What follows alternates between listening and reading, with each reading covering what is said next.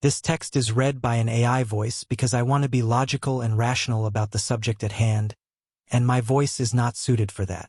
I hope you can understand. Let's talk about objectification for a moment. People are not objectified because they are naked or attractive. Objectifying is a mindset which is the result of upbringing and bad role models that formed a person's worldview over many years, sometimes decades. I do not control another's personal history or their narcissism.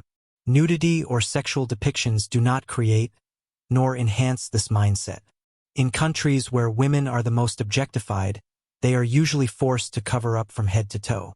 Slut-shaming and censorship do not achieve anything positive. I'm literally a nudist because nudism is the opposite of objectification, because it pulls away the veil of artificiality and reveals the real, authentic human underneath. Pointing fingers at art and screaming, objectification, often comes from sexual abuse victims who try to avoid what has hurt them by censoring its depiction or representation in public. What they need is therapy, not pandering, because allowing any group to force the entire world to become their safe space is insane. I have PTSD myself, so trust me, I know what I'm talking about. The other group are people who are scared of sexual harassment, but have never experienced it. It's a form of xenophobia, and to that I say, the fear of something is often bigger than the something itself. This has sadly been proven over and over again. Ending segregation and apartheid or allowing gay people to be proud did not destroy civilization. But many people consider ending a barrier that existed for generations counterintuitive and decide with their guts instead of their brain.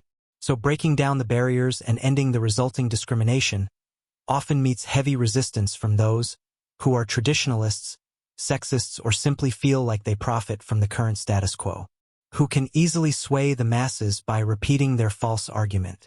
More separation means more security, over and over again. Fear controls the masses.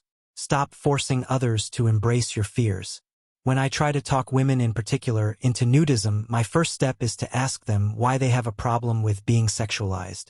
Then I usually dissect their fears, trying to understand and empathize. A lot of them think that men have weird, messed up thoughts in their heads about sexuality. I met a lot of toxic people, and yet I have never ever met a guy who honestly thought he was entitled to sex. Or maybe it's because I grew up poor, and maybe that's a toxic rich boys thing. No matter how toxic the guys in my class got, they were worlds apart from the toxic stuff girls thought would be going on inside their minds. Again, the fear of something is always bigger and more terrible than the something itself. I met girls online who honestly believe that if everyone was naked, rape would be commonplace. And it's hard to get through that shell of confirmation bias and explain that people usually don't get raped at nudist beaches, and that in countries where women have to be covered from head to toe, rape rates are actually the highest. Statistics sadly don't lie on this one. There are a lot of factors that lead towards someone becoming a molester. Disrespect between the genders, molestation or otherwise, is often the result of early separation and unequal treatment. The segregation by genitalia into different locker rooms, bathrooms, or even schools creates toxic safe spaces. Like I said, I witnessed toxic locker room talk myself in the boys' locker room, and my female friends could confirm that toxic conversation also happened in the girls' locker room. Even though toxic male conversation are usually about sexual harassment, while toxic female conversations seem more focused on emotional abuse and manipulation. But I find both equally terrifying.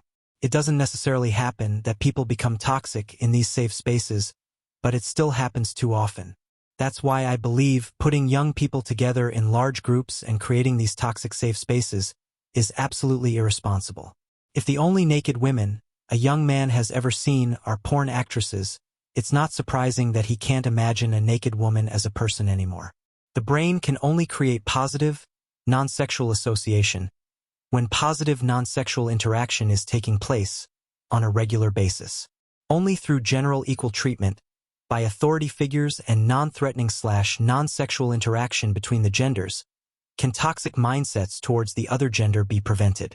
At nudist gatherings, all people of every age, gender, sexuality, race, etc. are all naked, and we see and treat each other as people. We talk, eat, exercise, play games, etc. Spending time together as people.